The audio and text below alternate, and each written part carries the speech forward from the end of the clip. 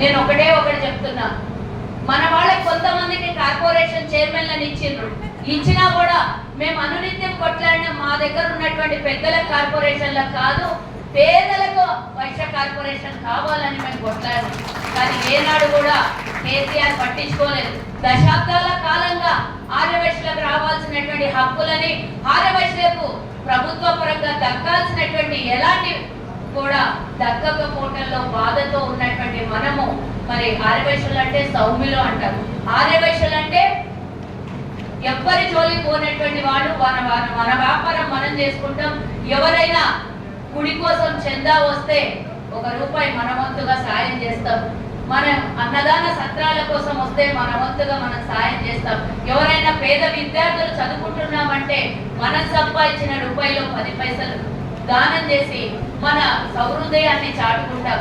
అలాంటి మనము ఏ రోజు కూడా బయటికి రానోళ్ళం. కార్పొరేషన్ కోసం వచ్చి రోడ్డు మీద కొట్లాడమంటే మనలో ఉన్నటువంటి 10-20% గొప్పల కోసం కాదు, మన దగ్గర ఉన్నటువంటి 80% మంది పేద ఆర్యవైశ్యుల కోసం ఈ కార్పొరేషన్ కావాలని కొట్లాడడం. మరి ఆనాడు 2018 ఎన్నికల్లో నేనే స్వయాన ఉత్తమ్ కుమార్ రెడ్డి గారు పిసిసిగా ఉన్నప్పుడు మా కార్పొరేషన్ ప్రకటిస్తామని మీరు మేనిఫెస్టోలో పెట్టండి సార్ అని అంటే మరి వెనక ముందు ఆలోచించకుండా మేనిఫెస్టోలో పెట్టడం జరిగింది. ఆనాడు ప్రభుత్వం వచ్చింటే ఈ రోజు ఎట్లా అయితే కార్పొరేషన్ ప్రకటించిండ్రో ఆ రోజు కూడా 2018లో కాంగ్రెస్ ప్రభుత్వం వస్తే మొదటిది వైశ్య కార్పొరేషన్ ఏర్పాటు అవుతుండే. ఆ నమ్మకం నాకుండే. మరి ఆ తర్వాత కేసీఆర్ మా మేనిఫెస్టో చూసి కాపీ కొట్టి నేను కూడా కార్పొరేషన్ ప్రకటిస్తానని 2018లో 14లో మభ్య పెట్టిండు. 18లో మేము మేనిఫెస్టో పెడితే దాన్ని కూడా కాపీ కొట్టి కాపీరైట్ తీసుకొని మేము కార్పొరేషన్ ఇస్తా అని చెప్పిండు. మరి 5 ఏళ్ళు కార్పొరేషన్ కోసం నాకు నిజంగా చెప్పాలని అంటే ఇక్కడ బోన్స్ ఫ్రాక్చర్ అయ్యి ఉన్నాయి, నడుము కూడా నొప్పుంది. నేను 1-2 గంటల కన్నా ఎక్కువ ప్రయాణం కూర్చొని నేను చెయ్యలేదు. నా మీద లాఠీ చార్జ్ చేసింది గత ప్రభుత్వం, నాకు మొక్కలు ఇరగొట్టింది గత ప్రభుత్వం. అయినా అకుంఠిత దీక్షతోని ఆర్యవైశ్యులకు కావాల్సినటువంటి కార్పొరేషన్ సాధించేంత వరకు పట్టు విడవకుండా నేను పోరాటం చేసిన. కానీ దురదృష్టం ఏంటంటే 18లో కాంగ్రెస్ ప్రభుత్వం ఏర్పడలేదు, కేసీఆర్ ప్రభుత్వం ఏర్పడింది. అట్లనే మళ్ళా ఒక 5-6 మంది కార్పొరేషన్ చైర్మన్లను ఇచ్చారు. కానీ ఈ ప్రభుత్వం 2023లో కాంగ్రెస్ ప్రభుత్వం ఏర్పడగానే మొదట ఏ శ్రీమంతులకు లేకపోతే పెద్ద పెద్ద కార్పొరేషన్లో ఇయ్యలేదు. 17 కార్పొరేషన్లని అనౌన్స్ చేసిండ్రు ఏకకాలంలో. 3 నెలల్లోనే 100 రోజుల లోపల మనం కాంగ్రెస్ అధికారంలోకి వచ్చే ముందు మరి ఎన్నికలకు ముందు ఒక 6 గ్యారెంటీ పథకాలను పెట్టింది కాంగ్రెస్.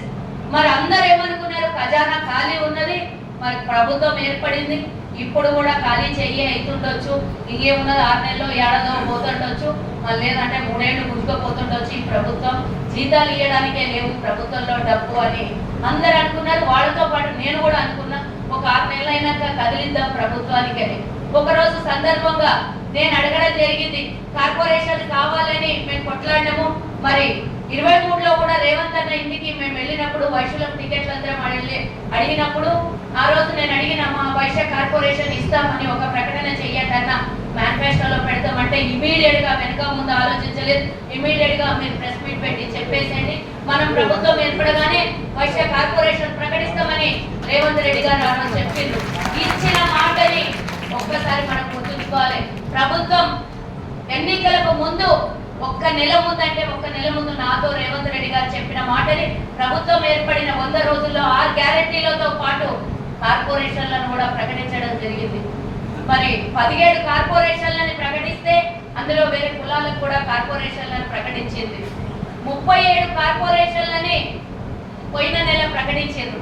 ఆ 37 కార్పొరేషన్లలో 36 పాత కార్పొరేషన్లే, అంటే వివిధ కమర్షియల్ కార్పొరేషన్లు ఉన్నాయి, అందులో 2-3 పాత కార్పొరేషన్లు ఉన్నాయి.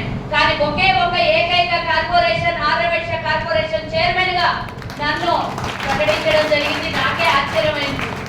అసలు ఇదేంటి రాత్రి 10:37 నిమిషాల కార్పొరేషన్ చైర్మన్లను ప్రకటించే లిస్టు చూడంగానే వైశ్యాన్ని పక్కకుంటే దాని పక్కన సుజాత కార్పొరేషన్ చైర్మన్ అంటున్నాడు. నేను ఊహించదు కూడా అది. ఆ విధంగా మరి వైశ్య కార్పొరేషన్ ఏర్పడింది. ఈ కార్పొరేషన్ మేము అప్పుడు 1000 కోట్ల నిధులతో కావాలని మేము కొట్లాటలు చేసినాం. ఇప్పుడు కూడా ప్రభుత్వంలో డబ్బులు లేకపోయినా కూడా దామాషా ప్రకారం నేను అందరు మంత్రులతో కలిసిన, ముఖ్యమంత్రి గారితో కూడా అడిగిన, మరి మాకు కార్పొరేషన్ ప్రకటించి అందరూ మొన్న కార్పొరేషన్లు ప్రకటించినప్పుడు ఏదో ఎన్నికల కోసం ప్రకటించారు, ఆ ఎన్నికలు అయిపోయినాక క్యాజువల్ గా ఉంటది అన్నారు. కానీ నేను ప్రామిస్ చేసుకున్న తర్వాత నేను బయటకు వచ్చి అందరి దగ్గర మాట్లాడటం జరిగింది.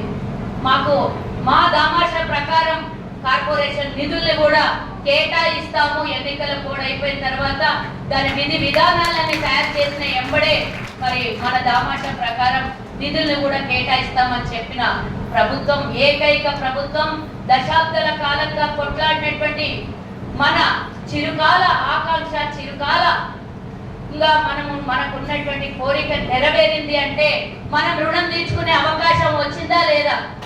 వచ్చింది కదా. మనం ఏదో 10%, 20% పెద్దవాళ్ళు ఉండొచ్చు, కానీ 80% ఉన్నటువంటి పేదవాళ్ళకి మనం ఇచ్చేటటువంటి ఒకే ఒక రుణం తీర్చుకునే అవకాశం ఇప్పుడు వచ్చింది. మీకు అర్థమయ్యి ఉంటుంది నేనేం చెప్తున్నా. రుణం తీర్చుకునే అవకాశము అని అంటున్నా అంటే ఆ రుణం నాకు తెలుసు, మా ఆర్యవేశ్వరులు ఏది కూడా ఇచ్చింది ఉంచుకోరు, వాపస్ తిరిగిస్తారు. కార్పొరేషన్ మాకిస్తే ఓటు మీకు ఇస్తామని అందరం ఒక్కసారి అమ్మవారి సాక్షిగా అనుకుందాం.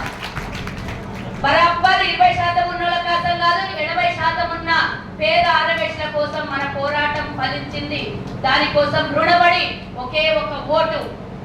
ఇది అడగొద్దనుకున్నా కూడా సమయం నాకు మళ్ళొకసారి రాదు మీతో కలవడానికి. కాబట్టి ఇదే వేదిక మీ అందరి మీద అర్జీ పెట్టుకోవడము, వేడుకోవడము, విన్నవించుకోవడము, మనం రుణం తీర్చుకోవడం కోసం ఒక్క ఓటు, మణిలు మాణిక్యాలు వద్దు. కాంగ్రెస్ పార్టీ పేదల పార్టీ, ఒక్క ఓటు ఇచ్చి రుణం తీర్చుకోవాలని మీ అందరికీ వేదిక ద్వారా మొత్తం పార్లమెంట్ లో ఎక్కడున్నా కూడా మన ఆర్యవేశ్వరులు మీరు ఒకే ఒక మెసేజ్ ఫార్వర్డ్ చేయాలి.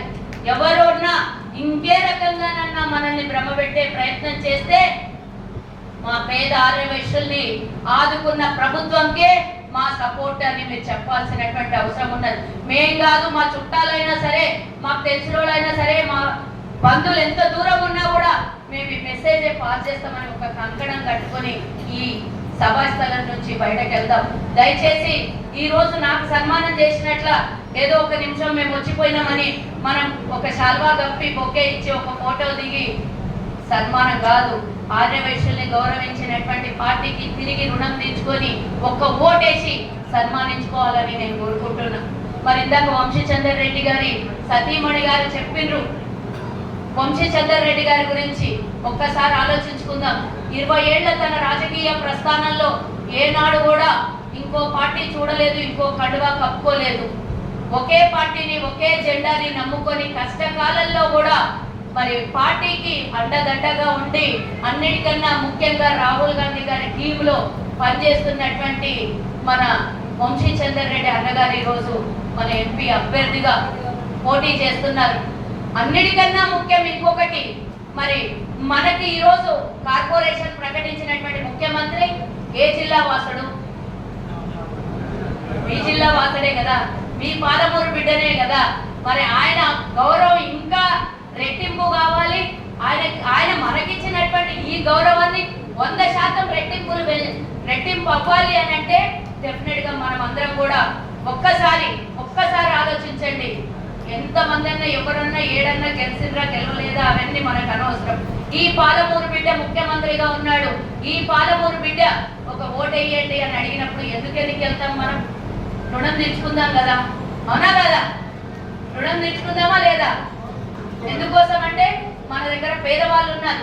ఇక్కడి నుంచి మనం చేసే ఒక చిన్న పొరపాటు జరిగితే కనుక మనం రేపు పొద్దున వెళ్ళి మన మధుసూదన్ రెడ్డి అన్నగారు ఉన్నాడు, ఒకవేళ చిన్న పొరపాటు జరిగితే మన వాళ్ళం ఎవరమన్నా వెళ్ళి మొహం ఎత్తుకొని ఒక్క పనన్నా అడగడానికి కొంచెమన్నా మనకు కూడా ఈగో ఫీలింగ్ అడ్డం వస్తుంది, కొంచెం గిల్టీ ఫీలింగ్ అడ్డం వస్తుంది. మనం వెళ్ళి అడగగలుగుతామా తప్పు జరిగిందంటే మన చేతులతోని?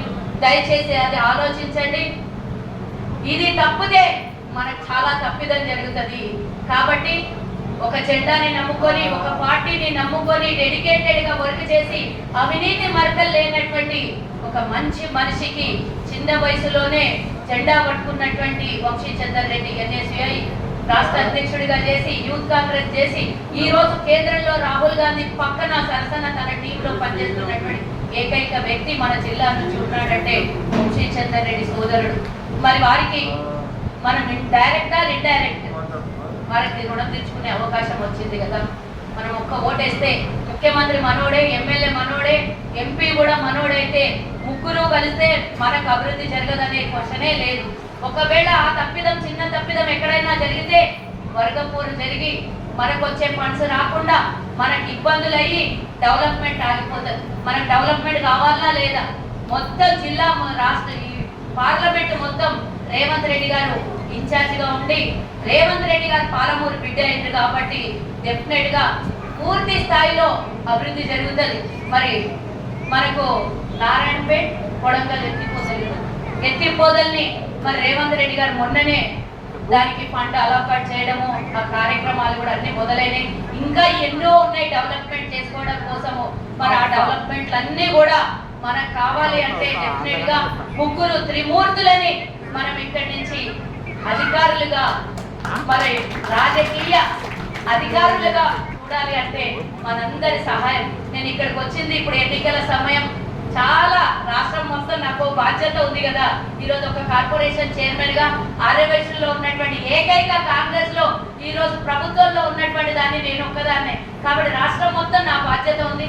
ముఖ్యంగా నేను ఇక్కడ మరి ఈ పార్లమెంట్ కు అధికార ప్రతినిధి ఇన్ఛార్జ్ గా ఉన్నాను. అలాగే ఈరోజు కార్పొరేషన్ ఇచ్చినందుకు వైశ్యులకు అందరు కూడా నేను ఒక రిప్రజెంటేటివ్ గా ఉన్నాను. మీరు నాకు సన్మానం చేసుకోవడం గొప్ప కాదు, మీరు అత్యధిక శాతం మరి ఇక్కడి నుంచి ఓట్ పర్సెంటేజ్ ఇస్తే నాకు ఇంకా గౌరవం పెరుగుతుంది. నాకు ఒకటే, నా బాధల్లో ఒకటే, నా నెత్తి మీద ఇంత పెద్ద బాధ్యత ఉంది. రాష్ట్రంలో ఉన్న 27 లక్షల ఆర్యవైశ్యుల మీద నా బాధ్యత ఉంది కాబట్టి ఆ బాధ్యత అంతా నా భుజం మీద ఉంది కాబట్టి దయచేసి నా గౌరవము, మన ఆర్యవైశ్యుల గౌరవం పెరగాలనంటే మనం అందరం అటు ఇటు ఇంబ్యాలెన్స్డ్ అవ్వద్దు. ఎవరో ఏదో చెప్పినా విందా మా పూటకి, కానీ 13వ తారీఖు రోజు మాత్రం డెఫినెట్ గా మనకు అవకాశం ఇచ్చినటువంటి మన పేద ఆర్యవైశ్యులకి విద్య కోసం, ఇందాక తమ్ముడు చెప్పిండు, విద్య కోసం మన వాళ్ళు చాలా మంది విదేశాలకు పోవాలనంటే మరి కార్పొరేషన్ గురించి మనకందరికి కొంతమందికి తెలియకపోవచ్చు. ఈ కార్పొరేషన్ వస్తే మాకేంటి లాభం అనుకోవచ్చు, కానీ మనము మన పేదవాళ్ళు ఆర్యవైశ్యులు ఉంటే మనం ఇంటి నుంచి చందాలు వేసుకొని చదివిస్తామా లేదా? మన సంఘాల పరంగా కొంతమందిని అడాప్ట్ చేసుకుంటాం. ఉన్నత చదువుల కోసం మన చేతనైనంత చందాలు ఇచ్చి ఆ పిల్లోడికి విదేశాల్లోనూ ఎక్కడైనా చదువుకోవడానికి అవకాశం ఉంటే మనం అందరం కలిసి చదివిస్తాం. మరి అలాంటి అవకాశం ప్రభుత్వ పరంగా వస్తుంది అని అంటే మనం వెనుదిరుగుతామా? ఇన్ని రోజులు మనమే ఇచ్చుకున్నాం, కానీ ఇప్పుడు మన హక్కు సాధించడానికి కోసం ఒక కార్పొరేషన్ వచ్చింది. మనకు మన పిల్లలు విదేశాల్లో చదువుకోవాలన్నా, మన పిల్లలకు మరి ఏ 10వ తరగతిలో చదువుకున్నాక ఫీజులు కట్టడానికి డబ్బులు లేక, ఎక్కడన్నా కాలేజీలలో సీటు దొరకక ఫీజులు కట్టలేని పరిస్థితిలో ఉన్నప్పుడు మరి వాళ్ళు చదువు బంద్ చేసి ఏ దుకాణాలలోనో గుమాస్తా పనులు చేస్తున్నారో ఆ సంగతి నాకు తెలుసు. మరి అట్లాంటి పరిస్థితుల్లో చదువుకునే పిల్లగానికి ఉన్నత చదువులు చదివియాలని అంటే ఈ కార్పొరేషన్ అండగా నిలబడుతుంది. ఈ కార్పొరేషన్ ద్వారా మరి అయితే పూర్తి సబ్సిడీ, లేకపోతే సగం సబ్సిడీ, లేదంటే తక్కువ రుణాలతో ఇచ్చే లోన్ మనం ఇస్తాం. కాబట్టి ఈ ప్రభుత్వ పరంగా వచ్చేటటువంటి ప్రతి ఒక్క అవకాశాన్ని, ముఖ్యంగా పాలమూరు బిడ్డ రేవంత్ రెడ్డి గారు, మీకు అందరికీ తెలుసు, ఆయన అన్ని ఇక్కడికే ఎక్కువగా ఇస్తున్నాడు. అందులో భాగంగా మన ఆర్యవైశ్యులకు కూడా డెఫినెట్ గా రేపు పొద్దున వస్తే, సుజాతమ్మ మా పార్లమెంట్ కే నువ్వు ఎక్కువగా పేదవాళ్ళు ఉన్నారు, అక్కడ ఉన్నటువంటి మీ పేద ఆర్యవైశ్యుడు ప్రతి ఒక్కడు కూడా లబ్ధి పొందాలంటే మీ కార్పొరేషన్ ద్వారా నిధుల్ని అక్కడ ఎక్కువగా ఇయ్యని చెప్పినా చెప్పొచ్చు. కాబట్టి ఆ అవకాశాన్ని మనం ఉపయోగించుకుందాం. దయచేసి ఇది ఒక రాజకీయ సభ కాదు, కానీ మా కార్పొరేషన్ ఇచ్చినందుకు నా మనసులో ఉన్నది మనం చేయాల్సినటువంటి విషయాన్ని మాత్రమే మీతో నేను షేర్ చేసుకుంటున్నా. ఇంటికి వెళ్ళిన తర్వాత చాలా కాస్త పీస్ మైండ్ తో ఆలోచించండి. మనం ఎటు డైవర్ట్ అవ్వద్దు. ఏ డైవర్షన్ అయినా కూడా, ఒకవేళ పైన ఎవరు వచ్చినా కూడా ఇక్కడ ఉన్నది రాష్ట్రంలో మన ప్రభుత్వమే కదా, ఏ అవసరం వచ్చినా మన ప్రభుత్వాన్ని మనం అడుగుతాం కదా. పైన కూడా ఆల్మోస్ట్ కాంగ్రెస్ వస్తుంది అనేది పూర్తి నమ్మకం ఉంది. ఒకవేళ కేంద్రంలో కాంగ్రెస్ వస్తే ఇక మన అన్న కూడా ఎక్కడో పెద్ద స్థాయిలో ఉంటారు, మరి వంశీచందర్ అన్న కూడా. కాబట్టి ఇన్ని అవకాశాలు ఉన్నటువంటి పాలమూరు బిడ్డలందరూ కూడా ఒక్కసారి ఆలోచించుకోండి. ఎవ్వరు ఎన్ని చెప్పినా మనం మాత్రం ఆలోచించే నిర్ణయం తీసుకుందాం. మా తల్లులు చెప్తే అన్నలు వినరని కాదు, మన ఇంట్లో ఆడవాళ్ళని ఎక్కువగా చెప్పినటువంటి విషయాల్లో పెత్తనం అంటే ఎట్లా, ఇల్లు సదురుతాం, ఇంటిని చక్కదిద్దుకుంటాం. కాబట్టి ఇంట్లో సామాన్యంగా భార్యదో తల్లిదో చెల్లిదో అన్ని విధాల పొదుపు చేసుకునే అలవాటు వాళ్ళు చెప్పినట్టు వినేటటువంటి మన సంస్కారం ఉంది. కాబట్టి చెప్తే డెఫినెట్గా ఓటు మాత్రం మనందరం కలిసి కుటుంబ సమేతంగా మనం ఆలోచించే అవకాశం వచ్చింది. మీరు వెళ్ళి మా సోదరులకు చెప్పాల్సినటువంటి అవసరం ఉంది. మీరు అనుకుంటే సాధించింది లేదు అనేది ఒక్కసారి ఆలోచించుకోండి. ఇక మిగతా పక్క పార్టీలో ఉన్న వాళ్ళ గురించి నేను ఇప్పుడు తిట్టదలుచుకోలేదు, ఇప్పుడు అనదలుచుకోలేదు. కేవలం నా ఆర్యవైశ్య కార్పొరేషన్ నా ఆర్యవైశ్యులకు ప్రకటించింది కాబట్టి కేవలం నా ఆర్యవైశ్యులకి ప్రభుత్వం ఇచ్చింది, ప్రభుత్వానికి మేము రుణం తీర్చుకునే అవకాశం వచ్చింది. ఎప్పుడు కూడా పై చేయి వైశ్యులది ఉంటుంది. ఆ పై చేయి మాకు ఇచ్చినందుకు మేము ఓటుతో రుణం తీర్చుకుంటామని ఈ సభా సాక్షిగా మనమందరం కోరుకొని ఈ అవకాశం ఇచ్చినటువంటి కొత్తకోట ఆర్యవైశ్య సంఘ సభ్యులందరికీ కూడా మరోసారి ధన్యవాదాలు తెలియజేస్తూ నేను 13వ తారీఖు రోజు ఇక్కడి నుంచి ఆ భగవంతుడి వాసవి మాతను కోరుకుంటాను. అత్యధిక శాతం కాంగ్రెస్ పార్టీకి ఓటేస్తారు, వేసి తీరుతారు మా ఆర్యవైశ్యులు అనేది కోరుకుంటూ మరోసారి జై వాసవి, జై హింద్.